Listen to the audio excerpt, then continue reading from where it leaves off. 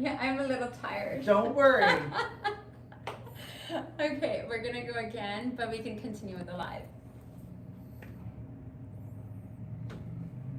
Hello everyone, welcome back to another exciting and inspiring episode of On Location with Zara. I'm your host Zara Durrani. The show is produced with the support of Tell a Story Hive. Currently we're here in the heart of Kitsilano in West 4th at the beautiful Simpatico restaurant that's been around for 55 years. It's a gorgeous place that's family run, so come by and say hello. Today is someone who's joining me. She's an inspiring individual entrepreneur. She's supported a lot of individuals and companies' careers when it comes to getting publicity, everything from arts, media, culture, health, and wellness.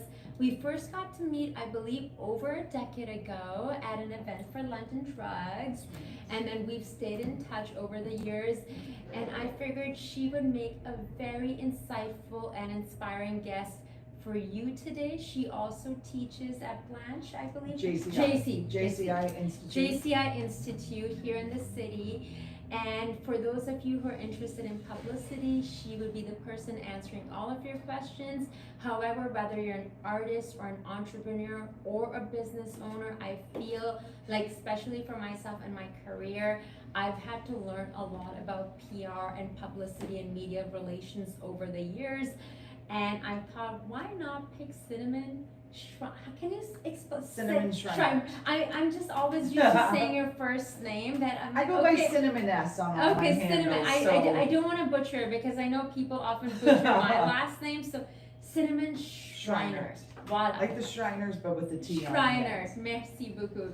And I think we can learn a lot from her because I do feel in today's day and age of social media, you know, whether you're an influencer, content creator, mommy blogger, or business owner, we can all learn how to deliver our message better. So Cynnamon Schreinert. Yes. Thank you so much for joining us today. Thank you for having me. Thank you for having me. And hearing that we've known each other for 10 years, I think that was actually over 10 years. Over 10 years. I 10 think years it's ago. Completely over. And that was kind of at the dawn, the early ages of social media when we started doing those London Drugs Beauty events, because traditionally it was just focused on traditional media, trying to get those reviews, beauty products, having events. And then once we started doing that, it was the evolution of social media rising up, and it was the makeup artists, the influencers, the YouTubers, and now look at where all of this is now. Was that one of your ideas? I remember the London Drugs event, one of the ones where we actually went in a helicopter. Yeah, you helicoptered from, I know, this is like my heyday event planning. It was helicopter from downtown to the hangar out at South Terminal for London Air Services. That particular event was probably the largest scale one that we had done that had evolved. Originally we started with one brand, then the next year we did a few more brands, then it was 10, then I think it was 15, I think that year we had 24, and it evolved from there. And it was also just part of what I was doing, right? And you could sort of see the rise of all the social media coming up. And it's that you're giving people this opportunity to meet these people right there in person in one evening, because I think we had 40 to 50 guests. So it was very beneficial for the vendors, all the different makeup companies, to come and see them and have this opportunity. So taking those skills, I applied that to the arts groups that I worked as well. In today's day, we don't have as many reviewers per se. It is not to say that there aren't, but what I started to do, because also at the same time as doing that, I was working with Bard on the Beach. Okay, Yeah. So you've been with them for a long time now. I am like, have this joke that I am the Lloyd of Bard on the Beach. I'm never going anywhere. I said that to the new marketing director. I was saying to her, I'm like, you just have to hire me because I'm Lloyd. I'm always here. It's like the Overlook Hotel. It's like Christopher Dean, some of the original people who are still with the company today. Particularly for this season, we have Mara Gottler back as the costume designer. She was there in the first season 35 years ago. Same with our set designer. So the best thing about Bard, and I think why I've been there so long, it's that family environment. And you want to see everybody rise up and grow. So at that time, you know, you could kind of see reviews, media, it's sort of dissolving, it's changing, this whole social. It's changed so and changed much. even more. And social media has changed. You know, it's fascinating because working in media, but also I'm an influencer and a TV host, but I'm a TV host first, TV host producer first, and I do content creation. But I find it quite fascinating. Like some brands only want to invite now people. It doesn't even matter if someone has a following or not. We're just doing social media. But it's also the power of they are starting to understand that yes, they want individuals, you know. For example, I've had a few folks on my show that I'm going to personal training for, and then with me talking about that on my social media, within a month they've gotten 3 clients with me, just like warmly being like, these are the changes that I've seen, you know, versus someone spending I don't know how much in ad spend for some news or print ads or whatnot, versus the in-person, and through the social media you're getting to hear, oh wow, you're getting this value from this training sessions, maybe I need to go there as well. And they're seeing your enthusiasm, Yes. and it's authentic. You're part of that experience. So Yeah. it's like, wow, this person that I follow is having this experience. What would it do for me? What would it be like as well? And that was sort of the evolution of, yes, we need to have that traditional legacy media still involved, but let's reach out to people who have these followers that want to sort of emulate their lifestyle, do the things they do, want to be in the know as well, and that will bring a different new audience to whatever it is we're working with. Amazing. Well, with everyone who joins us on the show, I like to talk about from the beginning to hear how their journey and their career that they're excelling in truly evolved. So I know you started in broadcast journalism, and you Yes. also had a passion for the performing arts. Yes. Which is now translating in, you know, in different ways. What made you get into PR? What made you say one day, okay, I want to see if I can, you know, I have all these passions and interests, and because now you're showing those, you're excelling in them and supporting Absolutely. this community in our city, and currently you're really supporting so much of the arts community. Yes, 100%. I was at a point where I was the quintessential waitress actress, going between auditions, having my waitressing job because it was easy. And then I just had this thought, like, do I want to be a 40-year-old waitress actress still doing that? I wanted to have health and a life and experience. So I was like, what could I do? So I took probably a couple months, just started researching every program at different schools, talking to people. And then I found a PR program at Kwantlen, and I was like, oh, this looks interesting. These are all the things I like, because I had my journalism background. I love storytelling. I've worked in media. I understand what it takes. Being a performing arts, like being able to speak in front of people, guide people, direct people, and how to do interviews. It just sort of clicked together. And my goodness, if my acting career had gone the same way as my PR career, that'd be a blessing. But it was truly a Star is Born moment. You know that movie where it's like the understudy, and she's like, am I gonna get my big shot? The star breaks her leg. What had happened, I had an internship at the Fringe Festival, the Vancouver Fringe Festival, and they had the publicist, I'm doing my internship in 4 days, he quit. They were like, okay, well, maybe you could just, like, you know, do this until we hire somebody. But at least I had a year of school into this, so I knew what I was doing. And then within 2 weeks, they hadn't found anybody. They're like, you know what, I think we should just hire you and you do this job. So there I am, Fringe is in September. I'm back in my second year of school in September, and it just evolved from that. And Wendy Hartley was my last term instructor who had seen me working. I'm like, I gotta take this phone call, I'll be right back, right? Like dealing with media. And then once we finished the program, she was like, hey, what are you doing next? Like, I know you're doing the Fringe, do you wanna work with me?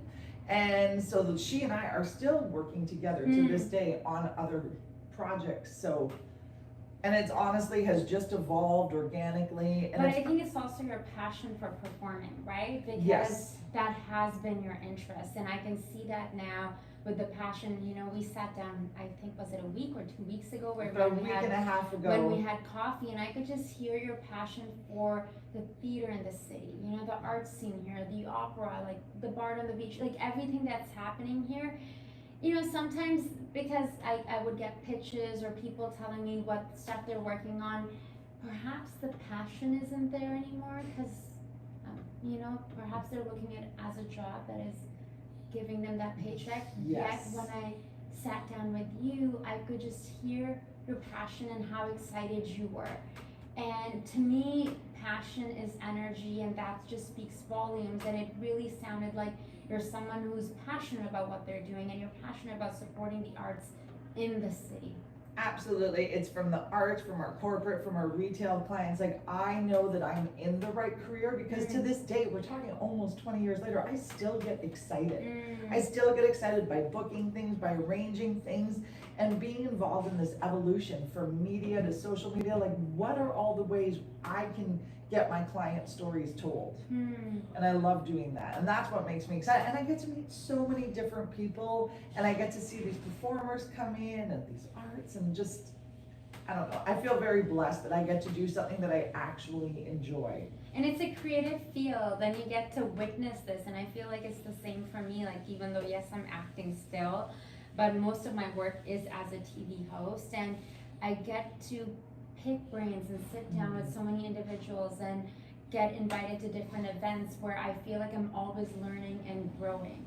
You know, nothing is just like the same always. Like, sitting down with different people who are experts in their fields and learn from them and hear about their passions, because sometimes I could be like, oh, maybe I want to try that. Like this evening, I'm so excited. I get to go see Carmen, and then I'm taking one of my girlfriends who I haven't seen in a bit, and you know, I accidentally.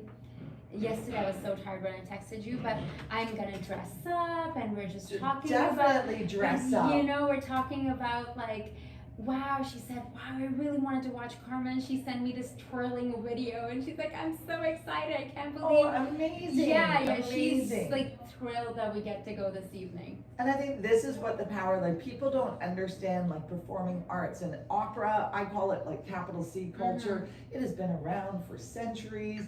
Some of these plays, operas, they're just incredible stories. And this one that's coming to Queen Elizabeth Theatre is just a massive grand scale stage.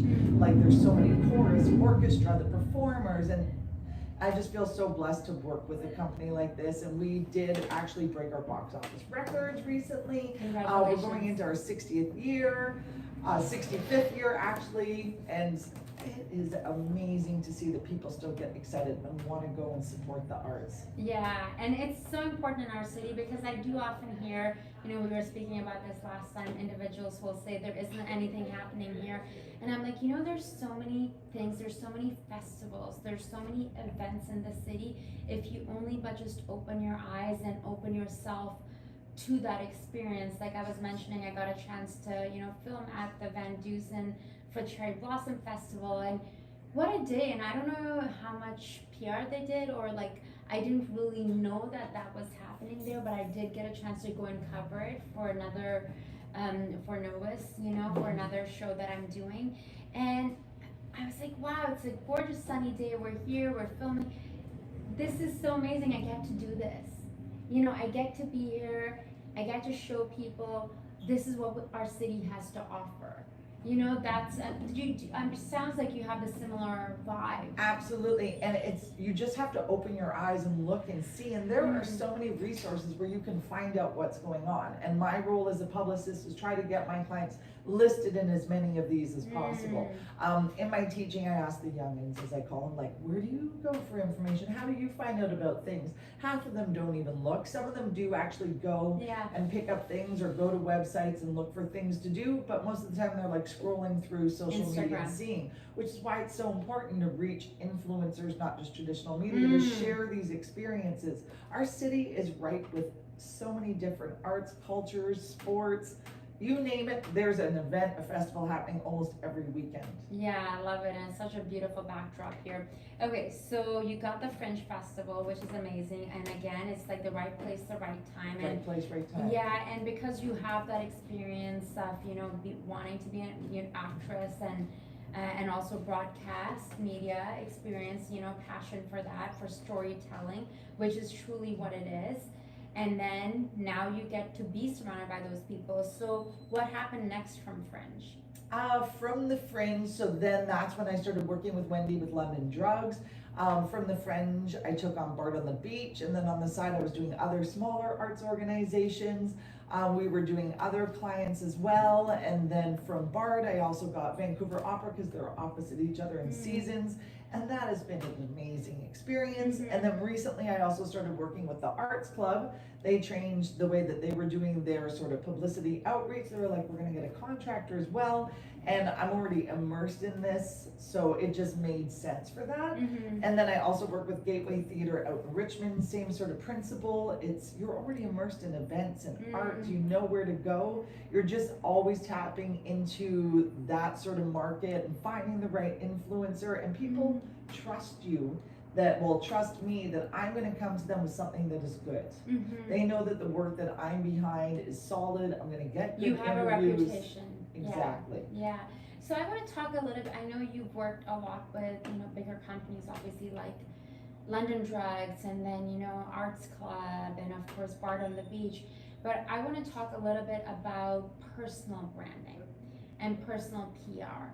And the importance, whether it is someone who's watching this right now, whether they're launching their brand or thinking about it, or whether their brand is themselves. Tell us a bit about publicity, because I know you're also working a lot with the youngsters, Yes. with the Gen Z, the TikTok generation, which I'm slowly getting into the TikTok vibes. Honestly, I still just use TikTok to help edit my videos, which yes. it's great for that. So tell us a little bit about personal branding and PR I think in today's day and age, because it's so different now than 10, 15 years ago. And there's so many opportunities today to tell your story, to share what it is that you're doing. And I actually just met these artists last evening. I went to an art exhibit with a friend of mine who was trying to represent these young artists, help them out with grant proposals. And then they were like showing me their Insta. I'm like, oh, you gotta fix this, and this. Because your handles now are your walking website, your walking portfolio. I feel like no one even goes on websites anymore. No one even gives business cards anymore. It's like, There's no business cards. Are you on Instagram? So let me just go to that handle. So make sure that is robust as possible. So what I do for my personal Instagram, I love photography. I love nature. I would love to travel. I have had some experience as a travel writer. So I like to share things that I love, and of course in my Instagram stories I'm sharing my client information, but my feed is all about, these are the experiences I do, this is what I love to share. It's authentic, it's real. People don't want to necessarily see a perfectly polished thing, they want to sometimes get a real glimpse into who you are. So what I say to all these people is, like every platform, have that footprint, the blueprint of who you are. Vary it a little from platform to platform, but you're telling the story of you, and you're inviting people into this inside view. Remember about 10 years ago, it was that you had to have this perfect, beautiful, aesthetic Instagram gallery, and then Reels changed it. But I feel like that's even happening now, yet I feel like I can't do that. It's like I was trying it a little month or something ago, because a photographer who used to be a branding person, got in touch with me, and she is so talented. And we made some great content, and she was like, let's make it a bit more cohesive. But I realized, I'm like, I'm a bit more colorful person, and I am not just a content creator, because I'm doing so many different things. It's hard for me to be like, I'm only gonna wear white, or I'm only gonna wear black, because I tried doing that, and I'm like, I'm just like a colorful person, living an exciting, colorful life. Yes, there is this influencer, and the way that I got onto her was that years ago I went to a workshop through Destination Vancouver, formerly Tourism Vancouver. Her feed, she does like color blocks. Like for like maybe 9 or 12 pictures or reels, she'll be in her yellow, she'll be in her white, like pink, but it's just interesting how she has done it that way. But I mean, she has big brand name partnerships going on, so she's been very successful with that. Maybe that's what I should do, because lately I find myself wearing red a lot, so maybe that'll be the have thing. your red moment, and then transition to the next thing. Maybe it'll be the first 6 will just be like the reds, and because for a second I was like, okay, we'll just be like whites and beige, like, and some denims, and like we're just gonna focus on that, because I was also thinking of brand feeling, like how I want people to feel about me. What is it's very warm, approachable, but inspiration is a big thing for me in like my personal brand. But it's such an interesting balance, because I also know content creators, they will only wear black. You know. I wear black because in theater and events and behind the scenes, you have to always be in black, Yeah. which is fine. But through my social, I get to have those colorful sunset, Of nature, course. and my dog and my cat, Yeah. of course. They're in there too, and I have my dog's Instagram. So that's been Yeah. a fun journey. That was organic growth with that, seeing how that goes Mhm. on. How can I make him a bigger presence? I mean, there are people who literally make their money having their dog be a dog influencer. Yeah. And there's one handle, it's Carl the Sammy. She always talks about it. She was another influencer, and she's recently changed her format. So I love seeing how people don't need to be defined by who they once were. They can also evolve. They can change and grow, and their audience is growing with them, or they're getting a new audience for what it is doing. But what it is that she's authentic, she's real. This is what I'm passionate about, this is what I'm sharing. And that's what I try to do in my handles. I love that. I love that. Tell me a little bit about, because really, everything that you're doing, it's about being an entrepreneur. And the power of communication and networking, because those are skills that doesn't matter what field you're in, whether you're a publicist or not, that people who are watching this right now or will watch this later can learn from. Because if you're an actor, you're in tech, you could even be like a mommy blogger, like doesn't matter what you do, those are important elements of your business. You know where I think this came from, and I think you can relate to this as well. Every audition is actually your audition for your next audition, right? It's like, yes, I'm auditioning for this role, but it's also an opportunity that maybe you're gonna hire me back for the next role or next role, next audition. So I believe that whatever work I do today should be like my best foot forward. I want to give people a positive experience so that they will want to either work with me again or they refer me. The work we do with Hartley PR, we are so incredibly fortunate. We very rarely go look for clients, look for work. Everything has been through word of mouth, like referrals. People I've worked with at different companies are now at a different organization. They'll come to us, and we, how fortunate is that? So my biggest piece of advice would be, don't burn bridges. Always put your best self forward. And if you're not being your best at the moment, if things are happening, personal life, whatever, I'm honest with people. Like, I'll tell them, hey, I just want you to know I am going through something. I apologize, I'm not my best right now, but you know what I'm capable of, I'll get there. So I just believe that if you're honest, if you're open, if you're authentic, that's going to shine through. That's what's going to bring people in. And that is the key of networking, right? Like, you don't want to come in as this fake persona trying to get something out of people. It's like, oh, well, tell me about you. How could we do something together? What can I offer in this moment? I love that, the authenticity of, in the organic way, being of service. When you're thinking of the service mindset instead of what I can get from you. Like, it sounded like you wanted to add something about that just brought me up a flash of a memory. There was an excellent John Irving novel called Cider House Rules, and the character Homer Wells, and his biggest thing, his through line throughout this novel was that he wanted to be of use, of service, right? Like, what can I do? How can I help? How can I make things better? And I think I really took that away, encapsulated that, and that's what I want to do for the companies that I work with. I want to make them better, I want to make myself better. Let's all rise up together and put our best foot forward and get more people excited by what we're doing. I love that. I love that. It was also a movie, but the book was better. Okay, I watched the movie. Yes. Maybe I need to watch the book, but I did watch the movie, and it was a beautiful, very cinematic, very gorgeously shot film. And I think, like, whether we're performers or filmmakers or publicists or doctors, it's like we're here as human beings, like, having this experience, and how we can support others, whether it is through the content that we're creating that could inspire someone, which, I decided to add on my tagline on Instagram to, like, aim to inspire and get inspired, because I feel like that's really what it comes down to.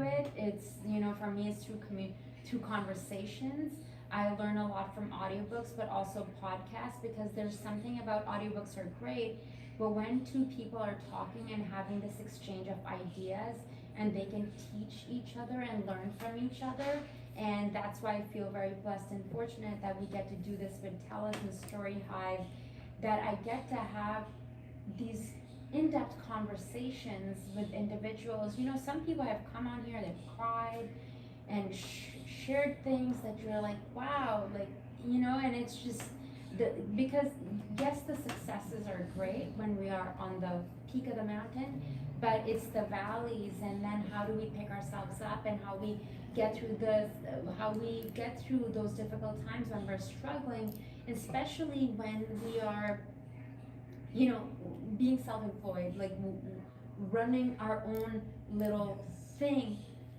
You don't have someone, you know, of course we're always working for or with someone, but it's all about managing self and self-discipline and our internal mindset. So I always love to ask people, like, you know, what are you doing for your self-care? How do you keep going? Because obviously for you to excel in your field, for you to have all these clients years after years, and you know, people come to you because they know they will get results, like Bard on the Beach, and you know, like Carmen, like all these amazing names that, you know, it's like, yeah, like it's a big deal when you can say time and again you've been able to bring results. So I will have to ask, like, what does your own self-care looks like when you're giving so much out? I would say that the self-care, you know, really, when I have those, like, obviously I look like I'm positive, everything is great, but there are dark moments. And when I'm in those dark moments, I just really take it for myself. I don't want to bring that out to other people. I'm going to sort of try to get through that however ways I can on my own, because the world is so dark. There's so many other things happening. How can I fill my own cup, so to speak? So what I do, you know, I have meditation, I walk my dog, I try to get into nature, taking photos, watching something silly, like just trying to get in touch with that and having real conversations. And I think that even if I am in a dark moment and I am honest with a client and I'll say, hey, just want to let you know I'm going through this thing, I feel that they're more sympathetic because they understand, they've seen you at the peak, they know. But it's so fascinating you say that, Cinnamon, because I feel like I've known you, even though for this long, we really connected like a week and a half ago. We did, when we went for coffee at Analog. Yeah, I just felt like, you know, it was that heart-to-heart connection of like really going, like we live in the same neighborhood, you have a dog, I have a dog, we run into each other and through events, and I was like, I remember even during that meeting, I was just thinking, I'm like, I gotta have Cinnamon on my show, because obviously it's beyond what you're doing, but it's who you are. You know, it's like, because someone can have like accolades and have all of this, but it's also who they are energetically and what they're going through, and still like shining, you know, and still sharing, because even though I'm not in PR, I still grow from like hearing, you know, when we had the conversation, like it left me feeling really inspired. Excellent. Yeah, that was me coming out of a very dark time and finding what are the tools and ways, how am I going to rise above what it is I'm going through to carry on this journey that I have. And it's funny how you talk about the shine. I do really feel that this is going to sound a bit out there, but it is. I'm out there. You're out there. It is like I'm doing magic in a way, right? And I've had other people say this, other publicists, like how I think about it when I work is it's storytelling. Is it spells? Is it whatever? But like I'm crafting messages, I'm sending it out there, but I'm putting my energy behind it too. Maybe that's why things get picked up, why people like it, why they don't. So when I'm not as bright as I could be, that's when I take that time to reflect and really build up my own self-care and focus on that so that I can be my best when I go out. Because I do feel that what we're doing, even acting, being a host, like you're sharing this part of your spirit, this shine, this energy. It is a little bit of like spell casting, making magic happen, getting people excited. I mean, inspiration is magic, right? Like you're giving that sparkle that you have, you're inspiring somebody else who's going to be excited by that as well. So well said. So well said. And I guess it sounds like intention, right? Like what intention you're putting into the work that you're doing, and that's why it's funny talking about social media, like having that intention of what is going on my page. Like, does it need to be this picture perfect? Like, like my stuff content, most of my content that I'm shooting, it is on my iPhone. It is not DSLR quite yet. Of course, I'll shoot with photographers. Yet at the same time, I do feel like I want to share this because, as a person of color, as an immigrant, as someone who wasn't born here, like I do feel like the more flavor and color that I'm sharing, I don't know, like some 15 or 18-year-old girl, like of course we have way more diversity today than we did 10 years ago or 2 decades ago, and brands are understanding that that's important, that, there is importance in seeing a spectrum of people, yes, than before. So I'm sure that in your classes, this must come up a lot, like, with the students that you're teaching. absolutely. It's the diversity, but also one of the other clients that we work with is Rick Hansen Foundation. So it's also the accessibility on so many different levels, and I see brands are reaching out to that as well. I mean, we really are in such an amazing time. We're in such a more accepting time of seeing so many different others and whatever people are doing and sharing those stories as well. So I feel that we are just at this place where every story can be told. And it matters. And it matters. And at every point, people could go one direction or the other direction. Yeah. And what I see a lot is more and more people are going towards that light, that positive, that like, let me try to shine and be the best I can be out there, no matter what it is. I love that. I love that. I know that you're busy working a lot. You've got your hands in, all these different events and ongoing theater projects that are happening in the city, which, really fires up my soul. I was telling some friends, I'm like, yes, there's gonna be a few more plays, don't you worry, because there were a few other friends who wanted to go see Carmen. They're like, oh my god, like, sorry, I'm already taking my other friend who just had her birthday, but next time. I would love to hear what other sort of projects you would like to do or support or promote in our city. I love doing performing arts because I find that experience within a theater where you're in a collective group watching something that's only going to happen one time, it is so different. And there are, like Vancouver, there is a challenge, right? With think about the cost of real estate and running businesses and tax dollars on trying to keep places open and that. So it's more important than ever that people tap into and want to go and support these groups because these are the real stories that are being told. I mean, when I was starting out with the Fringe Festival, these are all up and coming artists. I work with a number of other groups that are still out there today telling these fantastical, diverse stories. And I mean, where do I want to go? I just want to keep sharing these kind of stories. I love the performing arts. I love artists, writers, screenwriters, filmmakers, whatever it is. I just love being a conduit for that person, that group, that organization, to help them get their message out there to a wider audience, to get them the audience that they deserve. And I can hear your passion and excitement for that. Always excited and passionate about that with the arts and making things happen. And you can go to film, you can sit at home and stream a show, but it will never be the same as sitting in a theater and having that collective experience. 100%. I went to a concert on Thursday night, and Canadian musician Rye at the Hollywood Theater in Kitts. And I shared it because I liked a few of their songs. I hadn't listened to their whole album, but they were coming to town, and I just happened to share with my friends. Okay, they're like, yeah, Hollywood Theater was just renovated. Let's go check it out. It's tickets were 48 with tax, or live performance, live concert. I hadn't been to a concert in a while, so a bunch of us went. So some of my girlfriends wanted to sit up on the balcony in the back because there wasn't really any seating, and I'm like, I'm not gonna sit up at the back so far away from the artists. And even though they were an hour and a half late, I was right where the stage is, right there. And when the guitarist came and he's playing just almost sound bath experience, and then this musician, his name is Milosh, I believe, the singer, you can't imagine that it is a man who's singing. His voice is just like so soft, and I was there, and I just said to my girlfriend, we're just having this experience, and I just felt like I just had, what an experience I had between the lights and the music and the singing, and it was all acoustic, and you feel what the artist is, sharing with you. They're giving you their energy in that time. And they're all they're singing about is like love, heartache, loss, promises, relationships. That's all it is, and that's what everyone can relate with.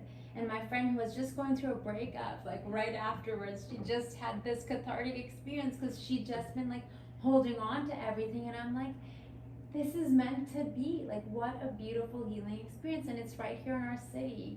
There are lots of, and like you said, you can watch Netflix, but there's nothing like humans having this, like live performance and giving you their energy on stage. And having that experience where everybody is involved. Yeah. All of us having that collective experience, which I'm really excited about tonight. Tell us a bit about Carmen. Carmen is Georges Bizet. It is probably one of the most iconic, well-known operas in history, and we think that's why maybe audiences are coming. The last time the Vancouver Opera did it was in 2014. Before that was 2009.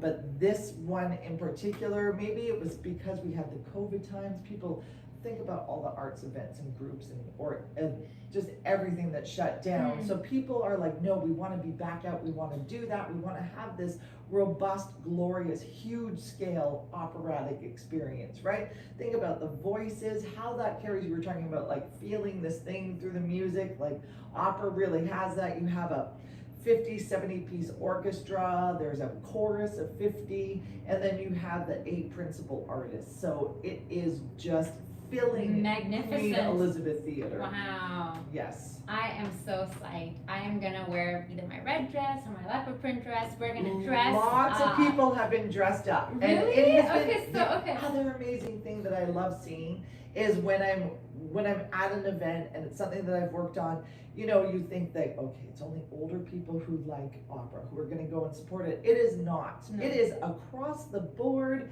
in terms of everything from like gender to age to demographic to socio-geographic, whatever it is. It's like everybody is coming in and wanting to tap into this music and this experience that's happening. And it's so like well known, so my friend was like, oh my God, thank you so much for taking me as your +1. I was like, don't worry, it's all good. And the last time I went to see an opera performance was in Paris in the 17th arrondissement. It was called Opera for Peace. So people would sing in different languages like Arabic and of course Italian and French and Spanish and just so many different languages, and it was just so beautiful and bringing in their own culture. So I'm just truly excited. Tell us about Bard on the Beach this year. What's happening? What's new? What's exciting? New and exciting. I mean, the way that they present the stories, the way that they present the shows are different every year. Sure, you could sit there and say, I've seen Hamlet before, I've seen Twelfth Night before, but you won't have seen this one. For Twelfth Night, we have the director, Diana Donnelly, who just directed Sexy Laundry at the Granville Island Stage for the Arts Club. Brilliant. Which I'm excited to see. Yes, she's a brilliant, fantastic director. She is partnering with Veda Hilly, who is also a well-known composer, musician in Vancouver. They are just creating this like brand new soundscape for this show, and the stories, the costumes, it is like a circus infused style. Marg Gottler is doing the costumes, and her description when we had the design presentations was carnival couture. So it is going to be visually stunning, telling this incredible story like Shakespeare, over 400 years old. And then for Hamlet, it is being directed, and it was an adaptation by Stephen Drover, who is a brilliant mind. mind. When I hear him speak, I feel smarter. He is also involved with the arts club as well. He is in charge of like the new playwriting series, so he works with a lot of new up and coming playwrights, artists that way. So seeing his work being done for Hamlet and how he is restructuring that story, he is really wanting to tap into like what is going on with Hamlet during all of this going on. We have an incredible artist, Nadeem Phillip. He is portraying Hamlet in this production, and it is just going to be a journey into his mind. And all of the cast that we have, and from all the design team, and just everybody, it's just going to be an amazing experience. And what I also love about Bard on the Beach, when you're on site, it is volunteer run. We have over 400 volunteers that come every summer to support the festival because it is expensive to put art on, and we're building a site from scratch, and well, not from scratch, but into park, tents, venue, all these things. So having the volunteers come back, I think is testament to how powerful and important and just how much people love Bard on the Beach and the shows that they do. Brilliant. I'm so excited for Hamlet. It's been a while that I've seen a Hamlet performance. I remember going to see Bard on the Beach. I do think it was 12th night, like a couple of years ago, maybe. I forget. Like I went with a dear friend who had extra tickets, but it's been a while, so I'm like really excited. I'm trying to think which rendition was it, running through my history in my mind of all the this shows. This is a while ago. I would say this is like 7-8 years ago, but I'm just so excited. I never left. You're like, oh God. I'm like, which one was that? Yeah, I'm truly excited, and Guys and Dolls is what we were talking about. Oh my gosh. Okay, when I went to the design presentation for Guys and Dolls, we are talking like this set is gonna blow people's minds away. It is all the essence of Broadway, the big lights. I think it's like thousands of light bulbs on set. The original Guys and Dolls, it calls for like, and the curtain goes down and the new scene, we come back up. And they're doing all the transitions going. The performers, we're talking major triple threat people who can act from the start, they can sing, and they can also dance. Wow. So it is just gonna be this incredible, huge, sort of big scale Broadway musical coming to the Stanley Theater. Brilliant.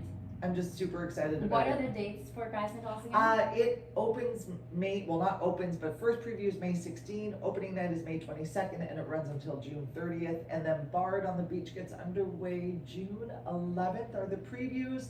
And right off the top, I cannot remember the opening night date of the first show, but bardonthebeach.org, they'll give you all the information. Brilliant, amazing, I can't wait. And I'm so excited about Guys and Dolls. It's going to be like, I don't know, looking at the designs of the music and the costumes, we are talking rich, vibrant jewel tones, kind of keeping it in that 50s kind of setup. We're not putting it into a new time frame, but we are really making these people glammed up glitz. It's like gangsters and gamblers and music and love and relationships. I love it. It's almost like I feel like all these stories and all these events that are taking place in our city, and I'm so glad I get to be a part of, to come to Bard on the Beach and like share that with the audience and to film there. That I feel like it's like bringing positive energy into our world here. I'm so grateful that we get to have all of this. It almost makes me feel like it's our little New York.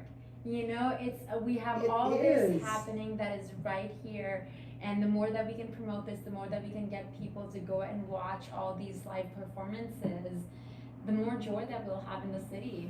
Absolutely. They say Toronto is like the center of Canada. Everything focuses there. I look at all the things that the Globe and Mail arts writers do. They focus that a lot, but they also include us as well. Because they see that we are doing premieres. We're bringing in new work. We're changing the way that these productions are presented. So that's amazing to see. Brilliant. Well, I'm truly excited about both those.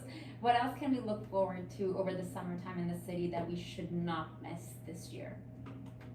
Should not miss this year. Things that we're doing. I mean, gosh, we have so many outdoor other festivals happening. There'll be Catsalano that will be happening out here. Yes. They announced their concert series. What I love is how many events happen throughout the city. We're doing more of these festivals, more of these concerts. Like, think about what they're going to be happening when they have Pride Week. And it's not just the day of the Pride parade. There's so many other things going on with that. And these will be shows that you may not have other opportunities to see.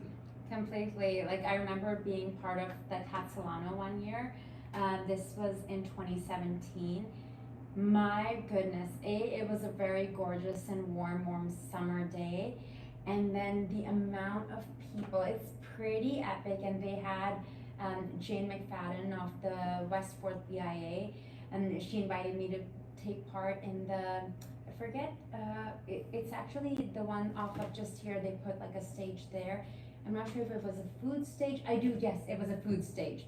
And in between they have fashion shows. So I was like emceeing the fashion show element of it.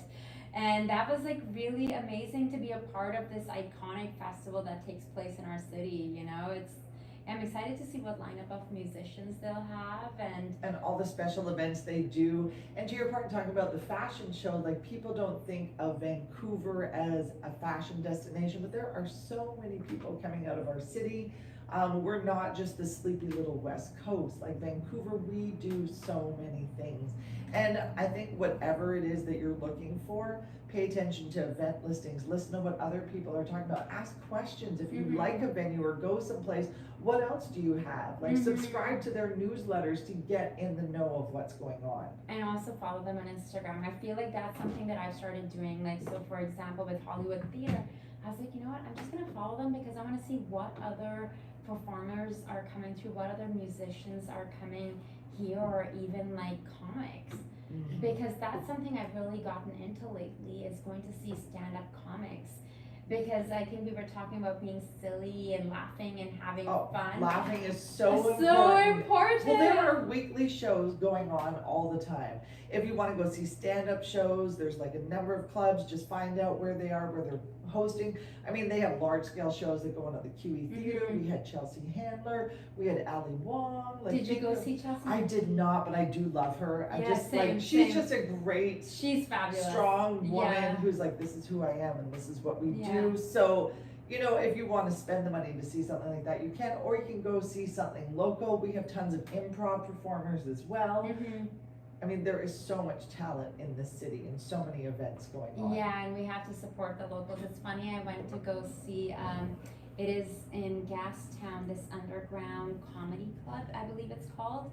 And one of my friend was performing and just testing some new material. And I think he's been on CBC as like a comedy special. I forget his name. I think his name is John something. I forget his last name. But I have like a loud laugh, and like I laugh really easily. And afterwards, like, he didn't get a chance to say goodbye to us because he just went backstage, and then he went and performed, and then he just like left. Yes. And then he texted my friend Shimon, and he was like, hey, just thank your friend for laughing at my jokes. I should just bring her to all of my stand-up nights because it's easy to make her laugh. And I'm like, but when you have like this like full body experience of laughter, and especially in today's climate, it's just so needed. And then there was another place on West 4th, I believe. There is a Russian Cultural Center. And they do lots of events. They'll go to these community center, these events, and see what they have coming in, because they're rentals. So these are the people who are putting on these lesser known, smaller events. That's I think it was the Just for Laughs is what it was called. And it was just hilarious. Like, I think they had like 6 or 10 comics, and they were just hilarious. So good. So tell us about you, like, other than the work stuff, you have any trips coming up in and around BC, something you're looking forward to personally this summer? Well, summer is coming, so I'll try to find some place to camp. I just love being out in nature, sleeping in a tent, having that experience, just to get away, unwind, unplug.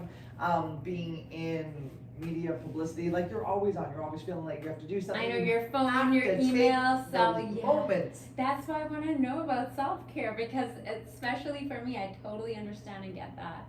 Yeah, so I like knowing that I can go away to someplace without service for 2 days. That's gonna be the only way I'm gonna unplug. It's nerve-wracking for the first 2 hours, and then you're like, I am having the best experience. Yeah. And then if I might not be able to go away for a whole weekend, I try to pick a hiking day to get out, get into nature and see something, or maybe even just a couple of hours. I completely agree. Sometimes it's something as simple as walking on the seawall, I find, with Loki, but I agree, like the times that I get out into nature, like camping, like I've been a few times with friends. I don't own any camping gear other than like I do have like a little mattress, but my friends used to have like all the blow up mattress and have the night lamp thing that you wear on your forehead. It's funny, You just start building it up. Yeah, right? you just Once you start building it up, then one day you're like, I have everything. I have everything. So the first time I went camping, I think we were in Cat Lake, not Alice Lake, but Cat Lake in Squamish, and I was sending pictures to my friends in Paris. And you know, they know me from working Fashion Week there and couture and all of that. Very, very different. Very different. So I'm taking pictures of, you know, where it says bear cache, and my friend, because I sent a whole bunch of pictures and like my boots and my tent and everything. And he's like, you're like Indiana Jones.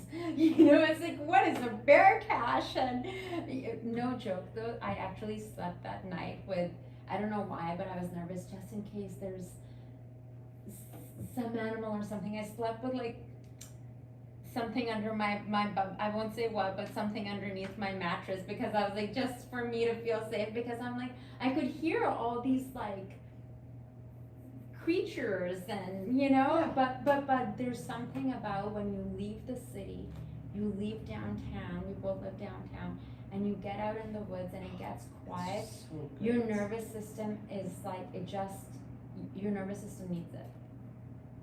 Absolutely. So where do you like to go camping? I used to go to Squamish Valley a lot. Loved Squamish Valley. I've also camped Porter Cove. I camped there once, but it is through BC Parks. So it's so hard to get a reservation, but that is amazing because you're right there. The ocean is there, the water, it's gorgeous. And it's the stars, when you beautiful, can see the stars at night, oh my god. Oh, and then Roberts Creek, there's some campgrounds there. And then you have your vehicle, you just go explore the area, those kind of things. I love the Sunshine Coast. I love being up there.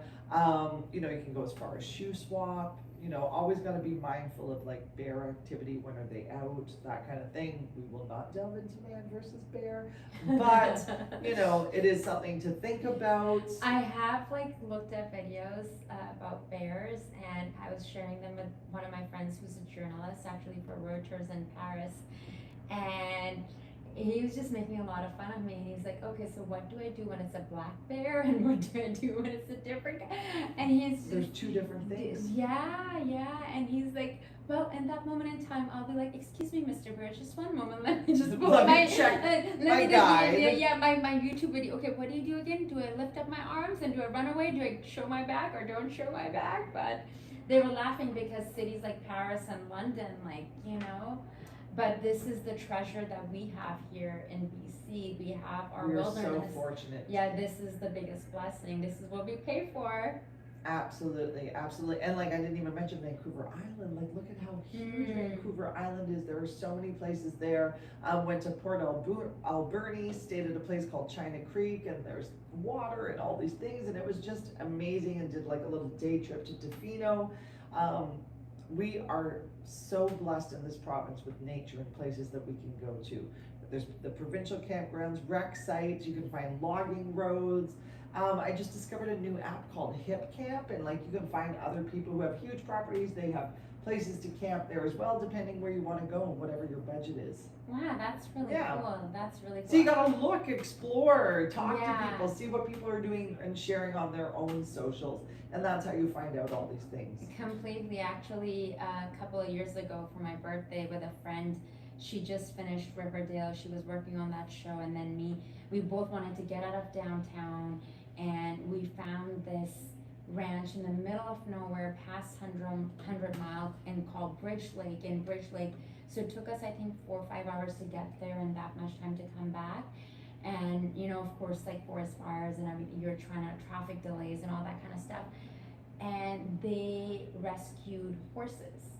And there's like a lake in the middle, and horses, you know, they're just free running around on the property. And I just feel so passionate about BC now more than ever, because after living in Europe and living abroad and then coming here, and especially living in Paris, where you have beautiful architecture and museums that I love so much, but how my mind and my body relaxes when I'm here, when I go, you know, whether I'm going to like Dog Mountain or whether I'm going to the Chief or much further out, and I'm camping and in nature and noticing how my body just, after a certain amount of time, I just relax. You know, and there's nothing, and the first time that I saw stars like so brightly at night, I was just like, I don't even want to go to sleep, and I can see through my like little opening in my tent. And I feel like you're gonna miss out if I just go and sleep at night, because I'm never gonna be away from light pollution like this. Yeah. And be able to see that vast, like, Milky Way and millions of stars. We kind of forget what is actually out there above us unless we get out into those places. Completely. Yeah, we're truly blessed. I know we talked a little bit about your classes that you're teaching. So for anyone who's out there right now who's perhaps into studying PR, can you tell us a bit about what your classes are like, what the structure is like, and you know, if they want to jump into your class? So it's part of a program at JCI Institute through their fashion and design program. This is a third term class called PR and Communications. What it is, at the end of their courses, they're putting on a virtual fashion show. So we've tailored it that I work with the fashion show production class, that all of the things we're doing in our class is leading towards building up awareness for their fashion shows that go on the JCI Institute YouTube page. And what has been the best experience from this is actually seeing how the numbers kind of go up for each show. And I tell the students all the time, it's going to be as much as you want to put in that you're going to get out of it. So the more into it y'all are, that's how you're going to raise the views of your shows. And I don't know, I just love watching it and seeing how creative their shows are, and telling them that now you have this calling card of your styling, maybe a design or what you produce together for the show, but you've also learned something about social media and communications as well. Brilliant. And also, if they're not promoting what they're doing, like, others won't know. Others won't know. Yeah, I remember many years ago someone said to me, because I always sort of felt, you know, and I believe it or not, I still do to this day, I think twice about putting something out there. Okay, and I have to like quiet that inner critic, because sometimes you're like, okay, they're gonna be like, she's posting for the third time this week. Okay, Zara, we've had enough. But that's the inner critic. Yet, at the same time, that's what also gets me work. And I remember I did this branding workshop by this lady named Barbara Deutsch out of Los Angeles, and she said, I think this is back in 2005 or 2006, and she said, if you're not going to promote yourself, who is? Who's going to talk about you if you don't? You have to be, even if you don't believe in yourself, or even if you're not where you want to be, you have to become your own biggest cheerleader. Like, not your agent, not your manager, not your mom or dad or auntie and uncle and partner. It has to be you, you know? And that was really fascinating, and that's what I feel like I've learned from other people who are PR pros. And it's like, you know, put yourself out there, to the point that now sometimes people reach out to me through Instagram after I've been doing several shows over the years. Oh, I see you do hosting. Would you be interested, or would you say yes to emceeing an event? And I'm like, of course. This is what I do, but they have to see it time and time and again that, oh, this is what you do. You know, and sending out one email or meeting at one event, I feel like is not enough. Like, I have to consistently share. So I would love to hear, as the pro, I would love to hear your insights on using social media to promote your work.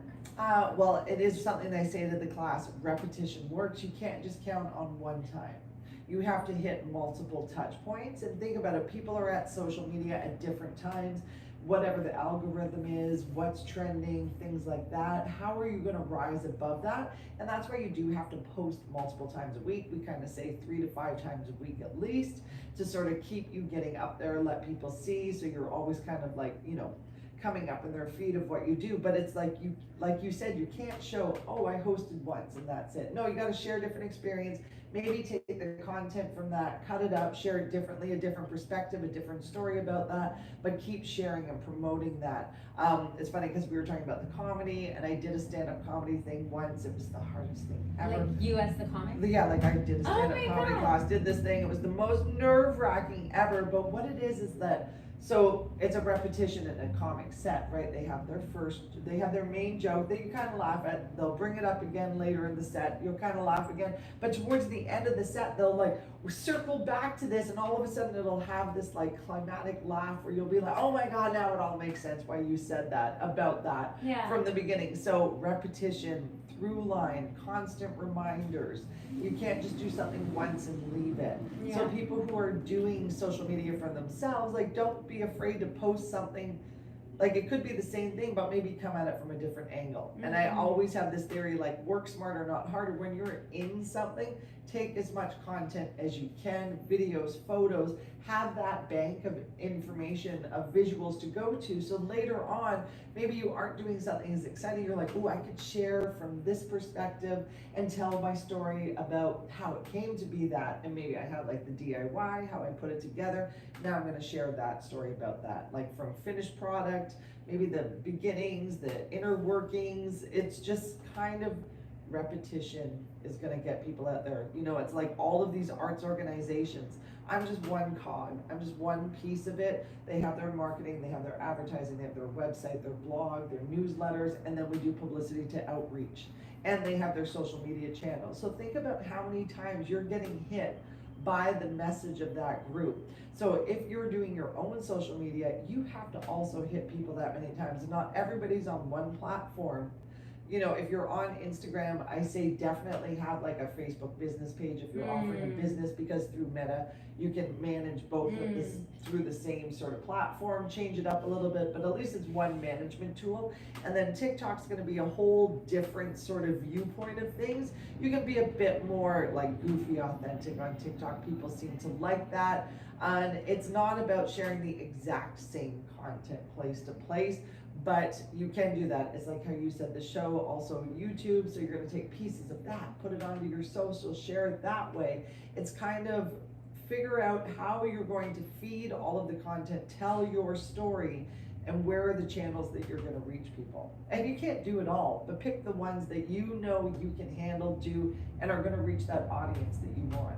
Yeah, that's a lot of inspiration, especially for me. And even though I am very active on social media, but quite often I'm like, okay, like, are they tired of me? I'm a little tired of myself. I'm just like, but when you're self-employed and it results in work, and that's how I've gotten several gigs because of Instagram, emceeing, and of course I do a lot of influencer content as well. And when you were mentioning about having a pool of content that is already in there, and I did like this campaign for a non-alcoholic brand, and it was all around health and wellness, but I had this pool of content from me hiking, going on walks with my dog, working out, and this and that. So now I created this 60-second video with like so many different clips. You'd think that they paid me 10 G's, but then I use that to be like, okay, this is the kind of stuff we can do for you. So now when I'm at the gym or I'm grocery shopping or whatnot, it is already organically part of my life, but I make sure that I film content, because then I can use like a little 2-second clip from that and put it in the reel. Exactly. So the more that you have, the more that you can use, and you can repurpose it for different things. And imagine you had that brand partnership. You gave them that reel, that story, and then maybe later on you would slip them into other sort of content. They would notice that and realize you went above and beyond. It wasn't just about the pay, but like you actually liked that. It was authentic to the story that you were telling on social. They might want to work with you again, or another company is going to see that. That's how you're going to get those partnerships. Completely. Well, thank you so much for joining us, Cinnamon, Thank on you. such a short notice today. You know, we got to talk about so many things under the sun, from the local art scene, some of the events that are happening in the city. I'm so excited about going to Carmen this evening, and also what to do in Vancouver this summer. And you know, we just got to hang out and talk about your journey and your passions and your stories. So, Cynnamon Schreinert. That's right. Ah, I That's got your right. name You got it right now. Yes. Well, if you folks felt inspired, do please let me know. Get in touch, and I will make sure to share Cinnamon's contact information if you would like to get in touch with her. Until next time, I'm your host, Zara Durrani, and you're watching On Location with Zara, produced with the support of Tell a Story Hive. And currently, we're here at the beautiful Simpatico restaurant on West 4th. This is a family-run business, and we're so grateful they welcomed us here in this gorgeous space. So I can't wait to be here. I feel like I'm away on vacation right now with this beautiful art around me. So you guys will have to come and have dinner here and let us know how you like it. Until next time.